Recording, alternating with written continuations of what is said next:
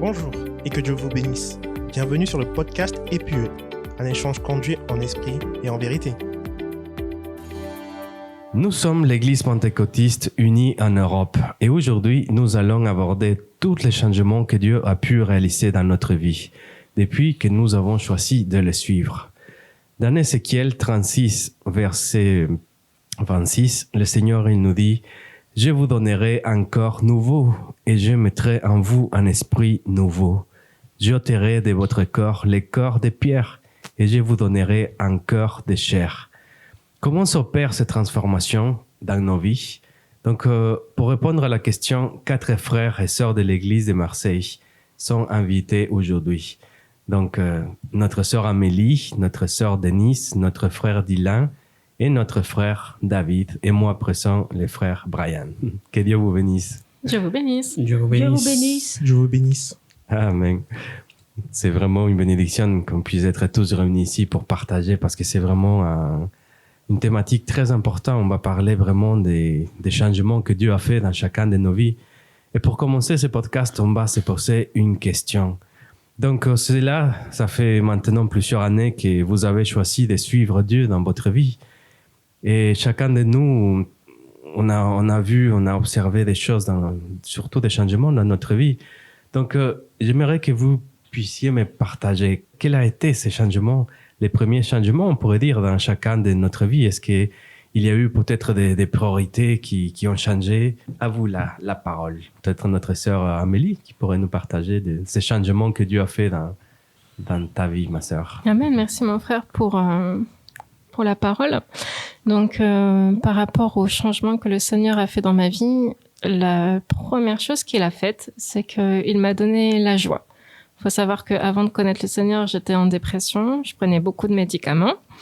Et pour la petite anecdote, quand je suis partie de chez moi, donc moi je viens du Nord, je suis ch'ti d'origine, je suis arrivée à Marseille avec un énorme sac de randonnée qui était rempli de beaucoup de choses, dont les médicaments pour la dépression. Et comme c'est écrit dans le psaume 30 au verset 12, « Et tu as changé mes lamentations en allégresse, tu as délié mon sac et tu m'as ceint de joie. » Et quand j'ai rencontré le Seigneur, il a vraiment délié mon sac. Il y avait énormément de choses dans le sac, mais surtout, il y avait beaucoup de médicaments. Et quand j'ai rencontré le Seigneur, la première chose qu'il a fait, c'est qu'il a enlevé cette peine que j'avais et il m'a rendu l'espoir. Ah oui, c'est merveilleux. On voit vraiment que Dieu fait des changements dans notre vie, même si on a des choses de notre passé, de notre ancienne vie. Vraiment, Dieu nous enlève tout ça. C'est merveilleux. Notre sœur Denise, est-ce que tu pourrais nous partager quelque chose de ta vie? Oui, donc bonjour tout le monde. Donc pour moi, ça a été la paix.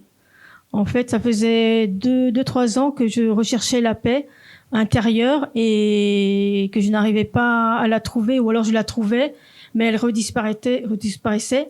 Et donc j'avais toujours ces pensées qui tournaient dans ma tête et qui m'empêchaient d'être sereine. Et donc pour moi, c'était vraiment la grosse révélation, c'est d'avoir trouvé cette paix et qu'elle soit restée. Amen. C'est aussi, on voit autre chose que le Seigneur fait dans chacun de nos vies. Il nous donne la paix. Amen. Notre frère Dylan, qu'est-ce que tu pourrais nous partager par rapport à changement que Dieu a fait dans ta vie? Alors, je vais être un peu à contre-courant. Oui, le Seigneur m'a changé, mais alors pour vous raconter un peu mon témoignage personnel, déjà j'étais quelqu'un qui aimait déjà le Seigneur avant de connaître le Seigneur en tant que tel. J'ai été élevé dans la religion, dans le catholicisme, et j'avais toujours déjà cette envie de connaître déjà le Seigneur très très tôt. Et donc j'étais en avance, que ce soit pour mon baptême, la première communion. J'étais déjà un peu en avance par rapport à tous mes amis, enfin à toute ma génération. C'est parce que j'avais déjà cet amour pour le Seigneur. Et cet amour, en fait, s'est développé de plus en plus. Et je voulais toujours rechercher la face du Seigneur. J'avais toujours ce petit questionnement, tu vois, je recevais des cours, hein, enfin, dans la religion catholique, tu as des cours, tu as le catéchisme. Donc, j'étais déjà baigné dans la religion. Donc. Mais il me manquait des petits trucs, tu vois. J'avais toujours besoin de rechercher un peu plus, l'enseignement que j'avais reçu, c'était un peu de surface. Et je voulais un peu approfondir un peu cette relation que j'avais avec le Seigneur, parce que être répéter les mêmes schémas, je peux y dire. Je sais pas si vous autres autour de la table, vous êtes aussi un peu, vous avez été élevés dans la religion catholicisme. Pour ma part, oui. Voilà, c'est ça. Donc tu comprends un peu quand je te dis que tu reprends un peu les mêmes schémas, c'est toujours les mêmes rituels. Et moi, ça manquait un peu ça. Je trouvais que c'était pas très très consistant. Et aussi très naturel. Voilà, enfin, exactement. Et donc c'est au travers de ma mère que j'ai vraiment appris à connaître davantage le Seigneur, et que par la suite, du coup, je me suis baptisé au nom du Seigneur Jésus-Christ plus tard. Mais c'est venu plus tard, quand j'avais 19 ans. Donc de mes 5 ans à mes 19 ans, 18 ans, j'étais dans la religion catholique. Mais à ce moment-là, j'ai pas connu de changement directement.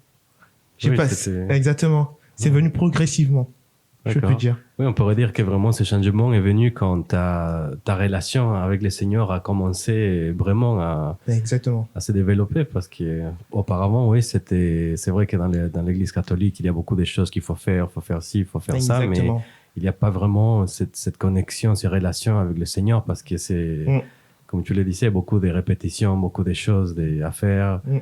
Et c'est vrai que c'est intéressant, de voir aussi que le Seigneur aussi, quand on a une relation avec lui, il change aussi notre façon de voir les choses, cette relation qu'on a avec lui. En fait, ça nous aide à vraiment changer tout, quoi. Notre vie même, il nous donne ce petit goût de... Mais un peu plus. Mais c'est, en fait, il y a tellement de côtés du Seigneur que j'apprends, que je découvre encore. Parce que on découvre tout le temps, je pense. C'est super. Je pense qu'on découvre tout le temps. Et oui, c'est vraiment cette partie où j'ai appris vraiment à me plonger dans la parole du Seigneur, et à tous les questionnements que j'avais et tout.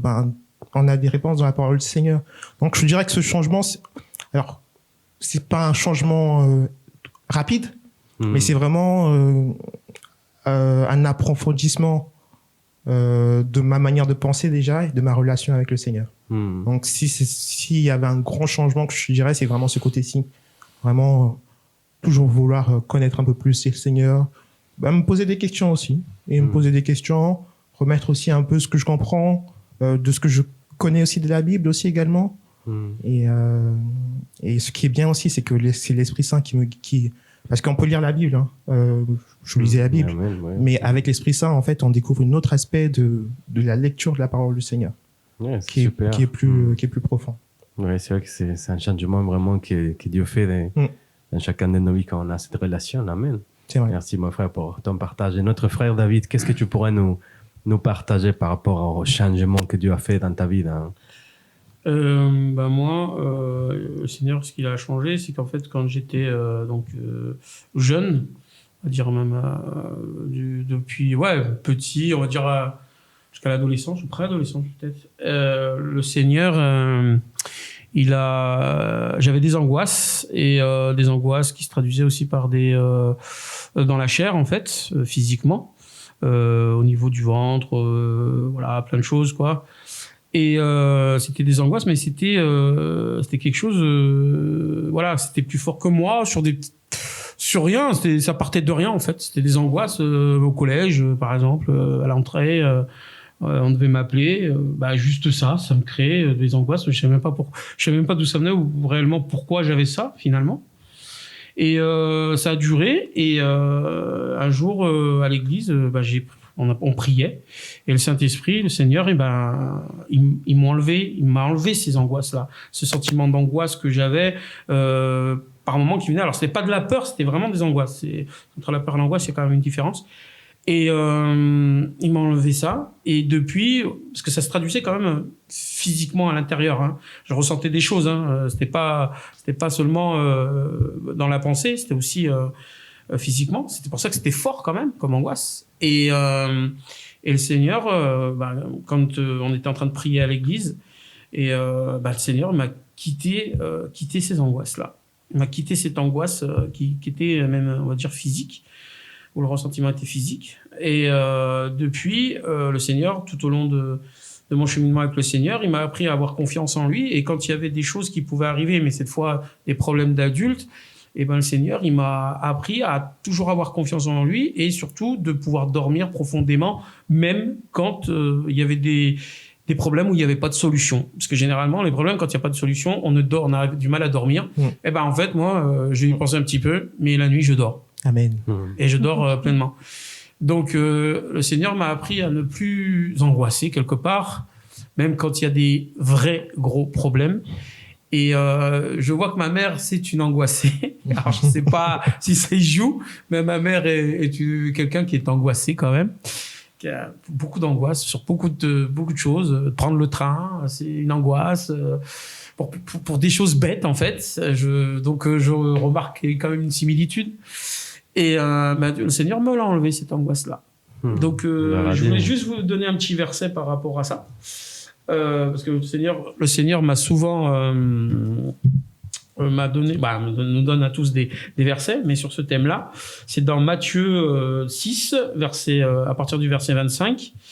C'est pourquoi je vous dis, ne vous inquiétez pas pour votre vie de ce que vous mangerez, ni pour votre corps de quoi vous serez vêtus. La vie n'est-elle plus que le vêtement? Regardez les oiseaux du ciel, ils ne sèment ni ne moissonnent, et ils n'amassent rien dans les greniers. Et votre Père céleste les nourrit. Ne valez-vous pas beaucoup plus que qui de vous, par ses inquiétudes, peut ajouter une coudée à la durée de sa vie? Et pourquoi vous inquiétez au sujet du vêtement? Considérez-vous comment croissent les lys des champs? Ils ne travaillent ni ne filent. Cependant, je vous dis que Salomon, même dans toute sa gloire, n'a pas été vêtu comme l'un d'eux. Si Dieu revêt ainsi l'herbe des champs qui existe aujourd'hui et qui demain sera jetée au four, ne vous vêtira-t-il pas à plus forte raison? Gens de peu de foi, ne vous inquiétez donc point et ne dites pas que mangerons-nous et que boirons-nous, de quoi serons-nous vêtus? Car toutes ces choses, ce sont les païens qui les recherchent, excusez-moi. Votre Père céleste, votre Père céleste sait que vous en avez besoin. Cherchez premièrement le royaume et la justice de Dieu, et toutes ces choses vous seront données par-dessus. Ne vous inquiétez donc pas du lendemain, car le lendemain aura soin de lui-même. À chaque jour suffit sa peine. Amen. C'est vrai qu'il est merveilleux, c'est ce petit morceau de la parole de notre Seigneur. Il nous parlait vraiment de ça, des choses que le Seigneur il fait dans chacun de nos vies. Il nous fait vraiment une invitation à pas nous inquiéter. Notre sœur Amélie voulait nous partager aussi quelque chose.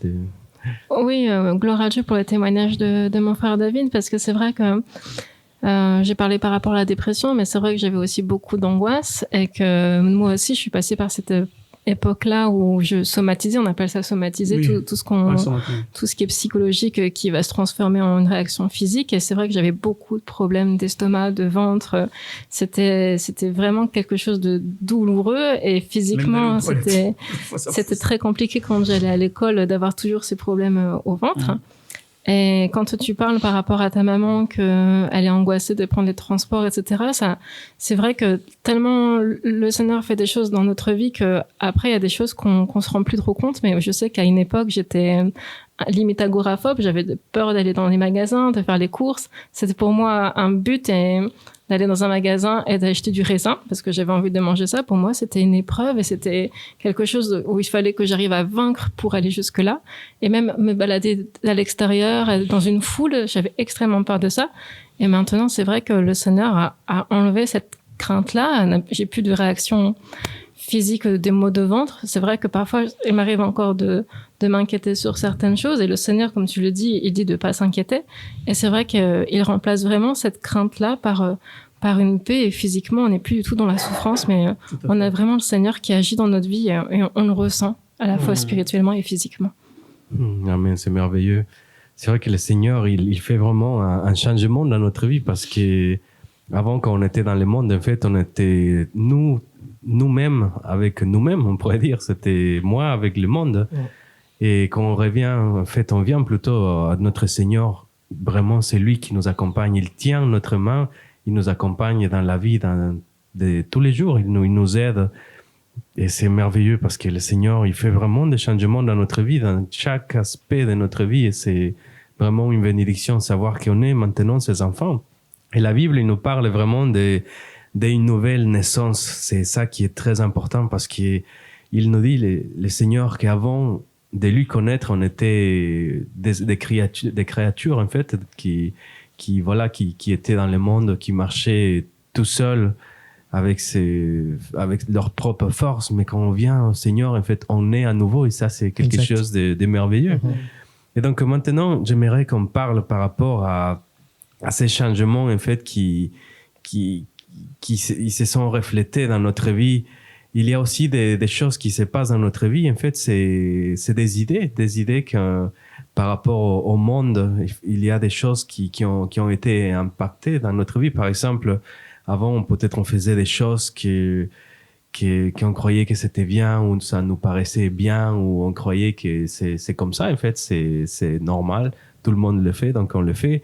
Mais après, quand on est venu au Seigneur, ces idées du monde ont été impactées parce qu'on pense plus de la même façon. Plutôt, on a changé, on voit maintenant les choses de la perspective de Dieu, et c'est quelque chose c'est très important aussi. Est-ce que vous pourrez nous partager par rapport à ça des choses qui vous ont marqué peut-être avant, vous croyez que vous faisiez quelque chose de bien, mais après, au final, c'était pas bien, quoi, ou c'était pas quelque chose qui était en accord avec vos principes actuels. Est-ce que quelqu'un pourrait nous partager de ça? C'est quelque chose d'intéressant. Peut-être notre sœur Denise, ou notre sœur Amélie. Moi, je veux partager quelque chose. Alors, comme je le disais un peu plus tôt, le plus gros changement, enfin, le premier grand changement que moi j'ai vécu, c'était vraiment connaître un peu plus le Seigneur. Et autre chose aussi également, ma perspective aussi de penser, de voir le monde aussi a changé, dans le sens où quand moi j'avais ma relation avec le Seigneur, c'est vraiment ma relation avec le Seigneur. Donc c'est le Seigneur et moi. Et c'est une bonne chose, hein.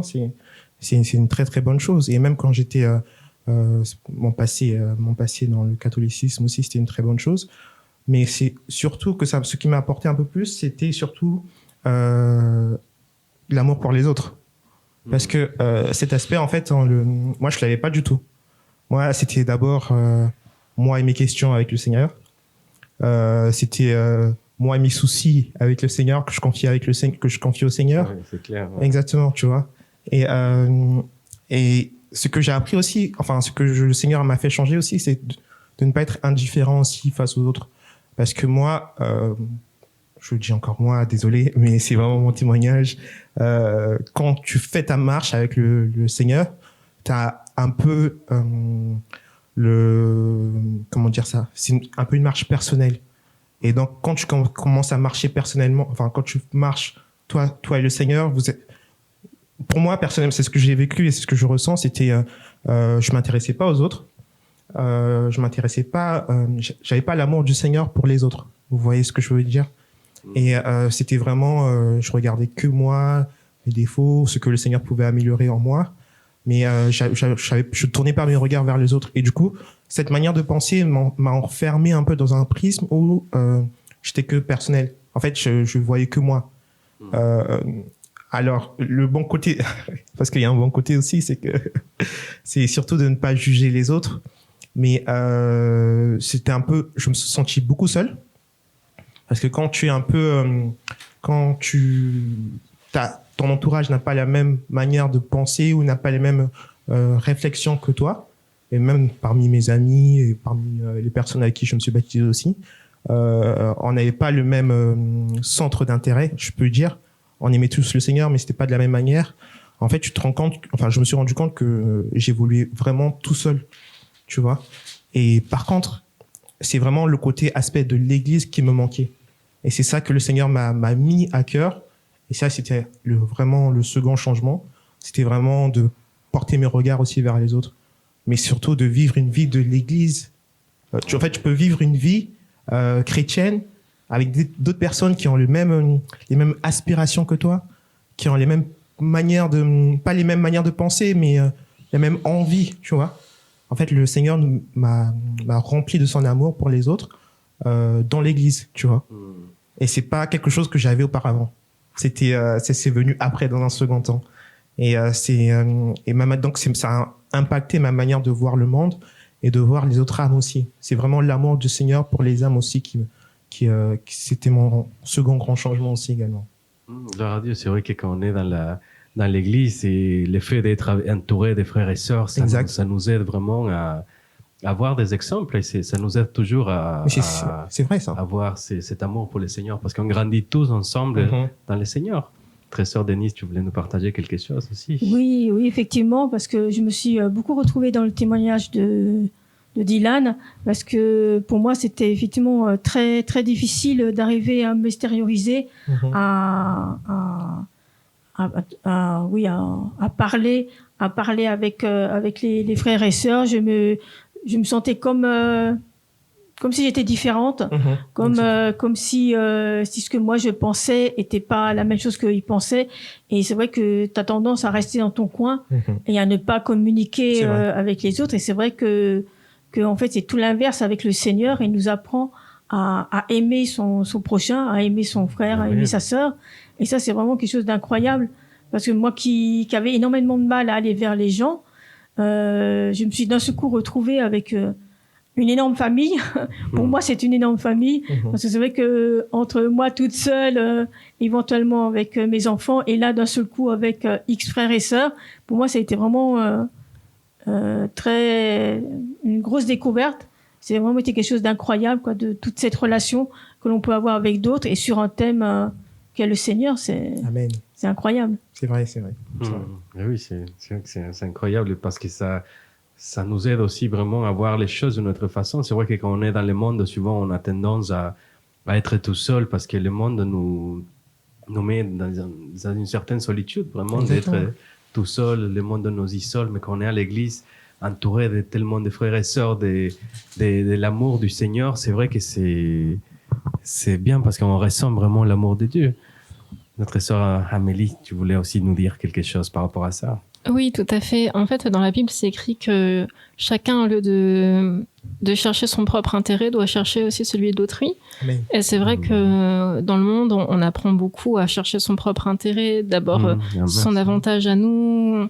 Et moi, je sais que personnellement, j'aimais beaucoup les proverbes, mais pas les proverbes bibliques, les petits dictons qu'on apprend comme ça par-ci par-là dans le monde. Et moi, j'avais toujours ce petit proverbe qui disait ne fais pas aux autres ce que tu ne voudrais pas qu'on te fasse. Et je me suis dit, mais ça j'aime bien. Et déjà, premièrement, dans le monde, j'arrivais pas à le pratiquer, parce que je faisais des choses qui n'étaient pas forcément bien envers d'autres personnes. Mais ce qui m'a vraiment choquée, c'est que quand j'ai lu la parole, en fait, c'est pas écrit ça. C'est écrit fais aux autres ce que tu voudrais qu'ils fassent pour toi. Et en fait, la parole de Dieu, elle est vivante, parce que je me suis rendu compte que dans le monde, on nous explique d'éviter de faire le mal aux autres, alors que la parole de Dieu nous dit de faire au contraire le bien pour les autres. Amen. Et c'est vraiment une vision qui m'a vraiment... Ça m'a vraiment bouleversée quand j'ai lu ça, parce que je me suis dit toute ma vie, j'ai suivi un proverbe qui en fait était faux. Et la parole de Dieu, c'est écrit que quand on lit la Bible, que la parole de Dieu ne revient pas à Dieu sans effet. Et le fait de lire ça, ou de voir qu'on ne doit pas chercher son propre intérêt, et même tous les jours de lire un petit peu la Bible, c'est vrai que ça nous pousse toujours à chercher un petit peu plus l'amour de Dieu, mais aussi l'amour pour les autres. Et c'est quelque chose qu'on apprend tous, je pense, dans notre vie chrétienne au fur et à mesure. Amen, amen. Amen. C'est un très bon verset, parce que ça m'a beaucoup touché aussi également, ce verset. Merci, ma sœur. C'est marrant, parce que moi, j'ai les versets justement sur ce thème qui sont sur ce thème, parce que moi aussi, le Seigneur, par rapport par exemple à l'amour des âmes, il m'a travaillé. C'est vrai que moi j'ai un métier où c'est souvent compliqué avec les gens que je rencontre, et c'est vrai que des fois avec les collègues on avait tendance ou on a toujours tendance à plus ou moins juger, et ou déjà à mettre la personne dans une case sans savoir réellement ce qu'elle a vécu auparavant et pourquoi elle en est arrivée à ce point-là. Et le Seigneur, ouais, il m'a, au travers de la sœur Isabelle Torres, qui était missionnaire à Paris, m'a appris à avoir l'amour pour ces âmes, d'essayer de comprendre pourquoi ils en sont arrivés là, et pour aussi leur apporter la parole. Et c'est vrai que ça m'a fait comprendre que voilà, le Seigneur, quand il m'a vu, il ne m'a pas jugé. Il m'a regardé avec ses yeux d'amour. Et c'est ça qui nous change. Il fait que nous devenons une autre personne, que notre caractère change, que nous donnons notre vie à lui. Et c'est vrai que c'est vrai que le Seigneur m'a beaucoup parlé sur ce thème-là. Et effectivement, j'ai quelques versets là-dessus. Dans Luc chapitre 6, verset, à partir du verset 27, il est écrit « Mais je vous dis, à vous qui m'écoutez, aimez vos ennemis, faites du bien à ceux qui vous haïssent et bénissez ceux qui vous maudissent.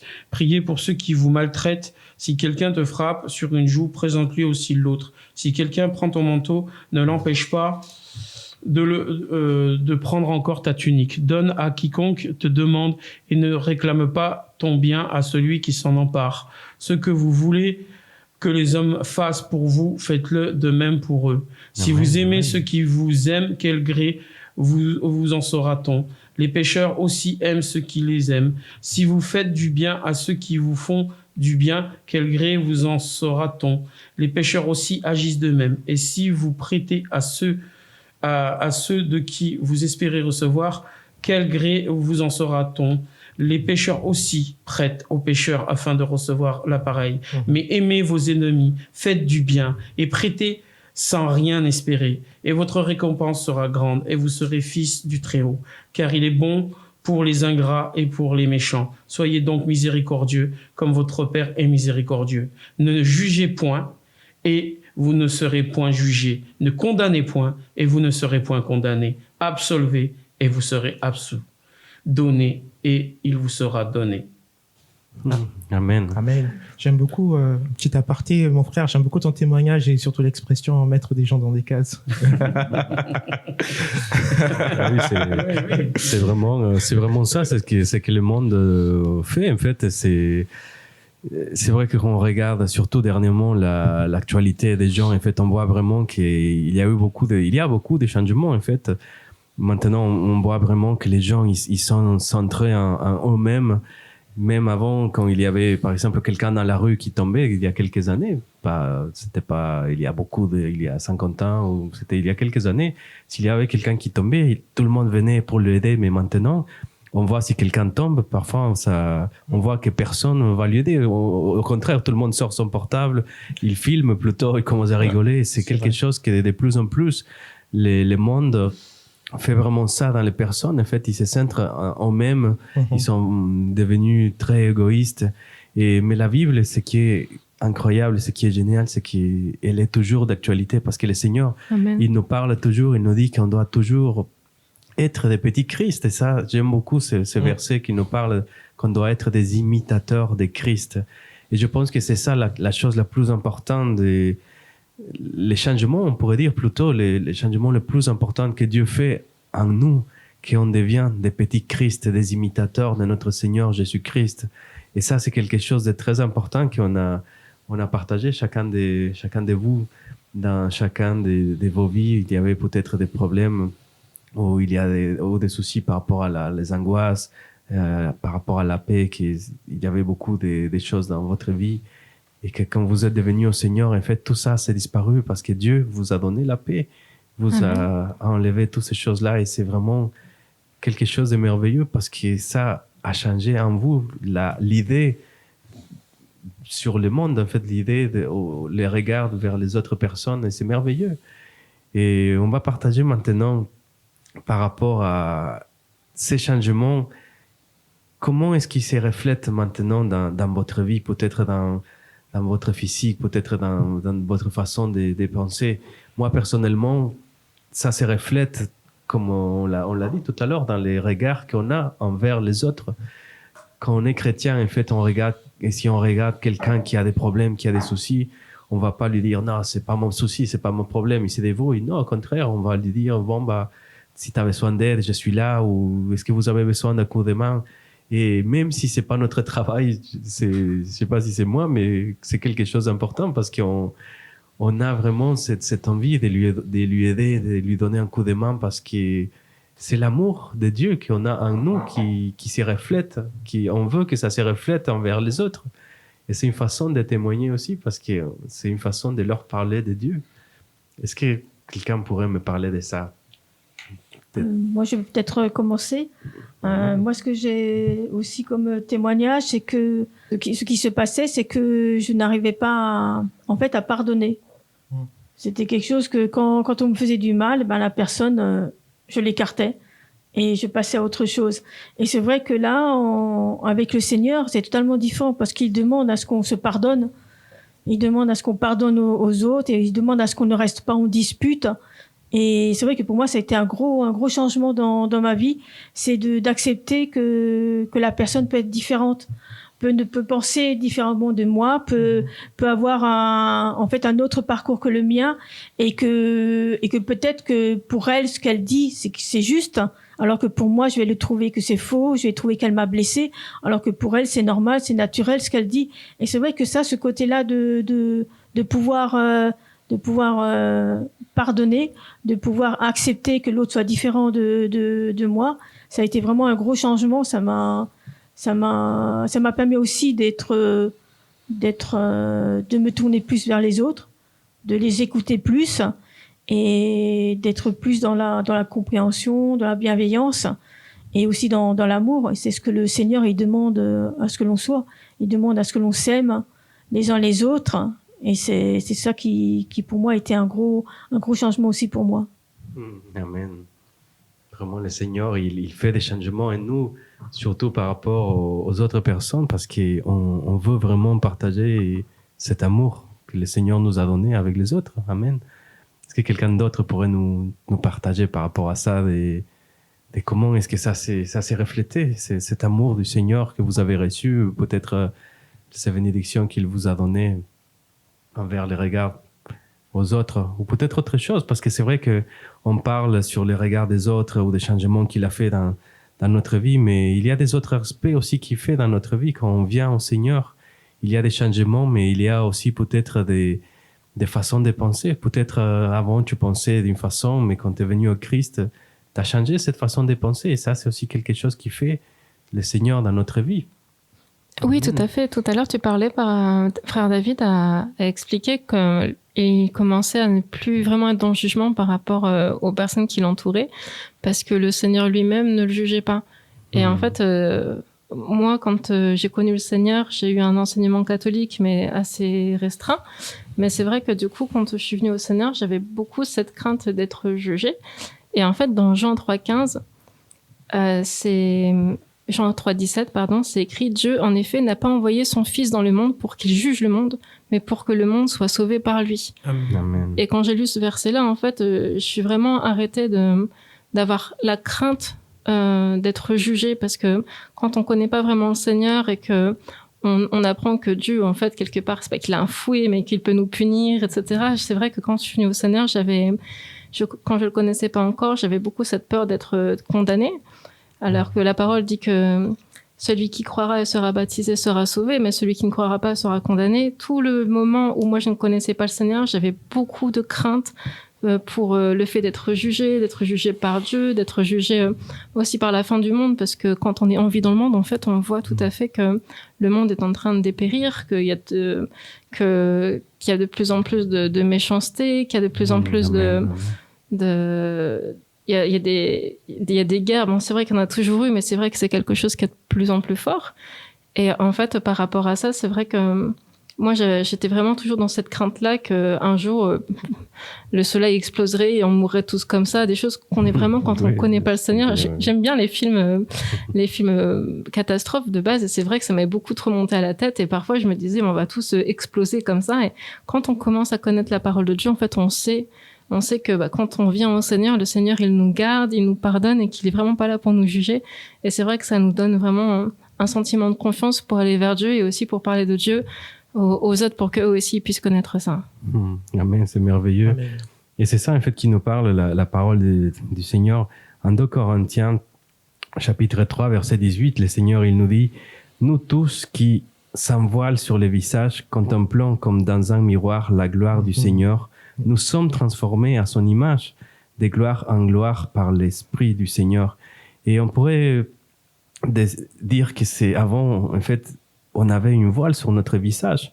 On voyait les choses comme le monde nous le disait. En fait, le monde, malheureusement, fait que les gens, en fait, ils pensent d'une façon, mais la façon de Dieu, c'est pas la même. La vision de Dieu, c'est pas la même. Il est pas d'accord au monde. Donc, c'est vraiment ça qui est merveilleux, qu'il a enlevé ces voiles qu'on avait dans nos yeux pour pouvoir regarder les gens d'une autre façon, pouvoir leur partager de l'amour de Dieu. C'est quelque chose de merveilleux que Dieu fait dans chacun de nous. Ces changements, je pense que c'est le plus important. Amen. C'est qu'il fait vraiment une œuvre dans notre cœur, dans notre regard, dans chacun des aspects de notre vie. Et c'est merveilleux parce que le Seigneur, il nous aime, chacun de nous. Mais il veut pas que ça soit vraiment que nous, en fait. Il veut vraiment que tout le monde soit sauvé. Et ça, c'est quelque chose de merveilleux. Notre frère David, je sais que dans ton travail, il y a parfois des situations difficiles. Tu nous parlais tout à l'heure que parfois tu côtoies beaucoup de personnes, on pourrait dire, qui sont, comment on pourrait dire, que parfois elles ont beaucoup de soucis, beaucoup de problèmes. Et comment est-ce que tu peux refléter cet amour, dans quelle façon, en fait, en tant que chrétien, tu fais les choses, parce que c'est très intéressant de voir ça. Oui, tout à fait. C'est vrai que les personnes qui sont des fois en face de moi sont agaçantes, énervantes et donc ben le Seigneur m'aide à justement à être calme, patient, à montrer à leur montrer une certaine gentillesse aussi. Si eux, ils sont en colère et énervés, et je leur explique que je n'ai rien contre eux et qu'ils n'ont rien fait. Donc ça se traduit par ça, je veux dire professionnellement parlant. Et je leur explique ça au début.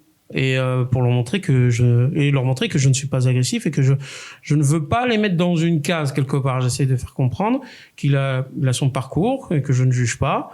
Et souvent, je leur expliquais ceci. Alors certains l'entendent parce qu'ils ont la logique de comprendre, donc ça se passe bien, et d'autres restent sur leur lignée. Et c'est vrai que c'est pas toujours facile, mais le Seigneur m'a appris ça. Oui, au sein du travail, il m'a appris à d'abord avoir de ne pas juger tout de suite et de ne pas parce que normalement ça serait déjà un peu en tant qu'humain, on va dire en tant que professionnel, à être un peu déjà de le mettre déjà dans une case et d'être un peu énervé sur son comportement. Mais j'essaye de faire l'inverse et essayer de montrer peut-être un certain amour, et peut-être sans savoir l'amour du Seigneur, en étant déjà calme et en lui expliquant que je suis là pour on va essayer de voir ce qu'on peut faire pour l'aider aussi, même si ce monsieur est dans les ennuis ou qui s'est mis dans les ennuis. Et malgré qu'il aura peut-être une sanction, mais tout peut bien se passer. Voilà, on reste avec une certaine empathie et une certaine courtoisie. Voilà, parce que là, on rentre dans le professionnel, donc c'est un peu compliqué. mais voilà le comportement que j'ai par rapport à ces personnes-là. Donc voilà, pas tout de suite, parce qu'il y a eu des moments où oui, dans ma vie, quand j'étais un peu un peu plus à l'extérieur et que j'ai rencontré certaines personnes, effectivement, s'il y avait des phrases un peu hautaines, pas hautaines, mais de leur part un peu agressives ou pas du tout courtoises, je pouvais augmenter le ton et froncer les sourcils, et c'était différent, ouais. Et le Seigneur, petit à petit, m'a montré ça. Ouais. Effectivement, de pas juger, de comprendre pourquoi cette personne en est arrivée à là, parce qu'elle a eu des souffrances. Certaines, beaucoup ont des souffrances. Donc, et ces souffrances se traduisent souvent par des actes qui sont répréhensibles. Voilà. Et voilà. Donc maintenant je vois ces choses. On essaie de voir l'amour avec l'amour, les yeux. On essaie de voir ces gens avec l'amour du Seigneur. C'est pas toujours facile parce que tous les jours on est là, on baigne dans. Mais voilà, le Seigneur travaille ça en moi. Amen. Amen. C'est merveilleux. C'est vraiment ce qui fait le Seigneur en chacun de nous, parce que nous, en tant que chrétiens, c'est vrai qu'on a un regard différent. Les gens dans ce monde, souvent, ils ont tendance à être énervés, à toujours nous parler mal, à toujours faire des choses en fait qui sont parfois pas bien. Mais nous, en tant que chrétiens, en tant que petit Christ, on a ces regards différents envers eux. Je pense que c'est quelque chose d'important. Et la Bible, elle nous dit en 2 Thessaloniciens, chapitre 3, verset 5, que le Seigneur dirige votre cœur vers l'amour de Dieu et vers la patience de Christ. Amen. Vraiment, c'est cet amour qu'on reflète. C'est très important parce que ça touche les gens quand quelqu'un leur parle d'une autre façon qu'ils n'ont pas l'habitude d'entendre. Ça leur fait quelque chose. Ça leur fait chaud au cœur, on pourrait dire. Et c'est quelque chose d'important que nous, en tant que chrétiens, on puisse faire ça. Amen. Notre sœur Denise, tu veux nous... Oui, parce qu'en fait, ce que tu dis là, ça veut dire qu'en fait, je pense que c'est parce que avec le Seigneur, on arrive à avoir un côté positif. Amen. Dans toutes circonstances. Ce qui fait qu'effectivement, les personnes, quand elles nous voient, elles voient ce côté-là qui est assez étonnant. C'est qu'on se laisse pas s'énerver pour une petite chose de rien du tout, ou pour le travail, une mauvaise, quelqu'un qui vous fait une réflexion qui vous plaît pas, etc. D'arriver à passer, puis de quand même sourire. C'est vrai que le côté positif, je pense, c'est quelque chose qui touche les personnes qui nous entourent. Amen. Amen. Juste rebondir aussi, c'est vrai que le frère David a échangé dessus, c'est que et toi aussi tu l'as échangé dessus, frère Brian, c'est être imitateur de Christ. Amen. Mais c'est surtout que certaines personnes n'ont pas connu autre chose que peut-être la violence, ou peut-être la souffrance également. Amen. Le monde aussi, il n'y a pas ce côté aussi où tout est mauvais, il y a du bon aussi également, mais c'est surtout que c'est le fruit de l'esprit qui parle, qui agit en nous. En fait, une fois que nous on est baptisés de l'esprit en tant que chrétiens, vraiment rechercher les fruits de l'esprit dans Galates 5, 23. Mais le fruit de l'esprit, c'est l'amour, la joie, la paix, la patience, la bonté, la bénignité, Amen. La fidélité, la douceur, la tempérance. Ça, c'est très fort, ça, parce que ça rejoint le fait d'être des imitateurs de Christ. Vous savez combien de personnes peuvent être touchées juste parce qu'on est des imitateurs de Christ?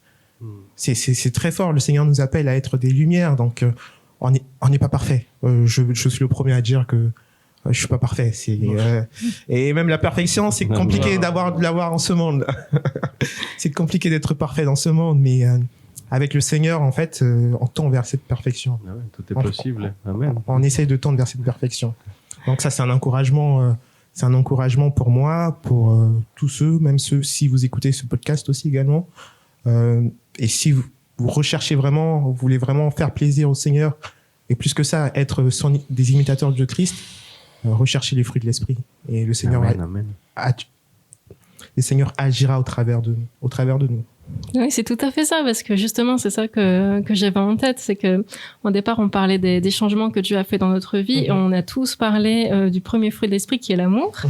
Et juste après, j'ai parlé moi, j'ai parlé par rapport à la joie. Toi, Denise, tu parlais par rapport à la paix. Après la paix, c'est la patience. Toi, tu parles dans ton travail que tu commences à, c'est vrai que les fruits de l'esprit, en fait, c'est quelque chose que le Seigneur nous donne, et c'est les changements qu'on va voir parce qu'on reconnaît un arbre à ses fruits, et c'est tout à fait ça. Franchement, le Seigneur est bon, il guide toutes choses. Amen. Amen. Et on va lire d'ailleurs ce verset qui nous parle de ça en Galates, chapitre 5, versets 22 et 23. La Bible nous parle vraiment de ça, de que c'est vraiment l'amour, la joie, la paix, la patience, la bonté, la bienveillance, la foi, la douceur, la maîtrise de soi. Même si je le lis à nouveau, c'est important de lire, parce que notre frère Dylan, il a partagé, mais c'est très important vraiment d'avoir ça en tête, parce que le monde, en fait, il nous partage des autres choses, contrairement à ce que notre Seigneur, il nous dit. Et vraiment, quand on vient à Christ, c'est vraiment tous ces fruits qui vont se révéler en nous, en fait, ils vont faire des changements en nous. Et je pense que c'est quelque chose de très important parce que chacun de nous a parlé de plusieurs expériences, des choses qui se sont passées dans notre vie avant de venir à Christ. Et je pense que la chose la plus importante que le Seigneur il veut nous dire dans ce podcast, vraiment, c'est qu'on soit des imitateurs parce que vraiment, ce monde a besoin aujourd'hui plus que jamais qu'on soit des imitateurs de Christ. Vraiment, leur montrer cet amour du Seigneur, vraiment leur montrer cet amour qu'il nous a donné à travers ses fruits du Saint-Esprit. Vraiment, leur parler du Seigneur. Parce que parfois, c'est vrai, on n'a pas besoin de leur parler. Juste une simple attitude positive, on pourrait dire, vers quelqu'un d'autre, ça peut faire les changements. Exact. Et c'est quelque chose que je pense que résume toutes ces choses-là. Je ne sais pas si vous êtes d'accord avec moi. Amen. Vraiment. Complètement d'accord. Et juste, j'aimerais aussi continuer dans Galates 5. On va lire jusqu'au 26. Hein. Tant qu'à faire. Tant qu'à faire. Donc, le 24, ceux qui sont à Jésus-Christ ont crucifié la chair avec ses passions et ses désirs. Si nous vivons par l'Esprit, marchons aussi selon l'Esprit. Ne cherchons pas une vaine gloire en nous provoquant les uns les autres, en nous portant envie les uns aux autres. Amen. Donc c'est vraiment une parole d'encouragement. Ces versets-là, c'est ceux qui sont à Jésus-Christ vivent, marchent avec l'Esprit. Amen. Donc c'est cette autre manière de penser, de vivre dont on a beaucoup échangé pendant tout ce podcast-là. On ne vit plus par nous-mêmes, mais on vit par l'Esprit du Seigneur. Amen. Donc c'est vraiment un encouragement de rechercher l'Esprit du Seigneur avant toute chose. En tant qu'imitateur de Christ, on peut pas imiter juste en lisant la Bible. Vous voyez à peu près ce que je veux dire. Oui, il faut la pratiquer. La pratiquer exactement. Et même encore, on a aussi un exemple dans les actes où quand vous allez me rafraîchir un peu la mémoire, je sais pas très bien encore le passage, c'est quand on veut imiter un peu, il y a ce magicien qui voulait imiter un peu Paul, chasser les mauvais esprits. Il n'avait pas l'esprit. Donc on peut imiter, mais sans l'esprit on n'est rien. On va imiter, mais et oui, c'est exactement. On va imiter mal, quoi. C'est pour ça qu'on a besoin du Saint-Esprit. Ouais. Oui, et d'ailleurs c'est quelque chose de très important que tu nous parles de ça parce qu'en fait c'est l'histoire pour les gens qui connaissent pas trop de ça et justement c'est rigolo parce qu'il y a quelques jours j'ai lu ce passage-là de la Bible. Amen. En fait ces gens-là ils voyaient que Paul il faisait des miracles et il parlait aux gens et les démons en fait fuyaient, mais eux ils ont voulu faire la même chose. Donc ils ont dit aux gens qui avaient des démons en eux, ils ont dit par les Christ que Jésus que Paul prêche, j'ai sorti de ce corps. Mais les démons ils ont dit oui, on connaît Paul, on connaît Christ, mais vous, qui êtes-vous? Et c'est quelque chose de très important parce que si on n'a pas une relation avec notre Seigneur, si on n'a pas cette relation forte avec lui, vraiment, on pourra rien faire parce que vraiment, avoir une relation forte avec lui va faire qu'on puisse être des imitateurs de lui. On va vraiment être comme lui parce que plus on s'approche de lui, plus on passe du temps avec lui, plus on pourra être des imitateurs de notre Seigneur Jésus-Christ. Et je pense que ça, c'est l'invitation qu'on peut faire pour ce podcast, pour conclure ce podcast. Vraiment, soyons imitateurs de Christ. Parce que quand on est des imitateurs de Christ, en fait, on pourra partager à tout le monde les volontés du Seigneur. On pourra leur montrer cet amour que Dieu, un jour, il nous a montré à chacun de nous.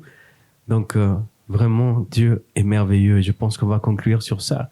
Que Dieu, il nous aime tellement qu'on peut être aussi, nous, comme lui, pouvoir partager cet amour envers les autres. Amen. Amen. Amen. Amen. Amen. C'était l'Église pentecôtiste unie en Europe pour les podcasts EPUE. Merci de nous avoir écoutés jusqu'au bout. Nous vous retrouverons la semaine prochaine pour un nouveau podcast. D'ici là, n'hésitez pas à réagir à ces témoignages en commentaire. Vous pouvez également retrouver tous nos cultes sur Facebook et YouTube à EPUE France Marseille. Bonne semaine, soyez bénis et que Dieu vous bénisse. Soyez tous bénis. Dieu vous bénisse. Dieu vous bénisse. Dieu vous bénisse et bonne semaine.